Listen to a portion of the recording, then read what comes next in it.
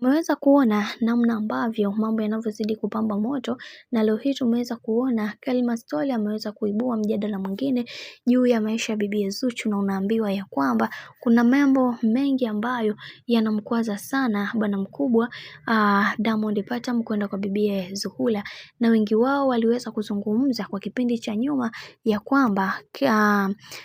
bwana mkubwa anaamua kutoka nje kutokana na kelele za bibiye Zuchu, na hii ilitokana na kipindi kile cha nyuma ambacho watu wengi walitamani sana kuweza kuona ukaribu wa bibiye Zuchu pamoja na bibiye Tanasha Donna umeharibika, lakini mambo yalikuwa tofauti na vile ambavyo ilivyokuwa, na wengi wao waliweza kuzungumza na kusema kiukweli kuna vitu ambavyo haviko sawa kwenye hili, na wengi wao waliweza kumpa sana shutuma bibiye Zuchu na kukaribisha watu ambao wasiokuwa sahihi, na unaambiwa sasa hivi ndicho ambacho anachokifanya tena kwa mara nyingine. Hapo Diamond Platnumz ndicho kitendo ambacho hakipendi wala hakitaki kukisikia kuweza kukiona kwa bibiye Zuchu, na akamwambia kwamba ukiendelea kufanya hiki ambacho unachokifanya, basi mimi kama mwanaume nitafanya maamuzi magumu ambayo yatakugharimu wewe pamoja na mtoto. Hivyo unatakiwa kuweza kujua na kutambua thamani yako kama mwanamke, na sio kukaribisha watu ambao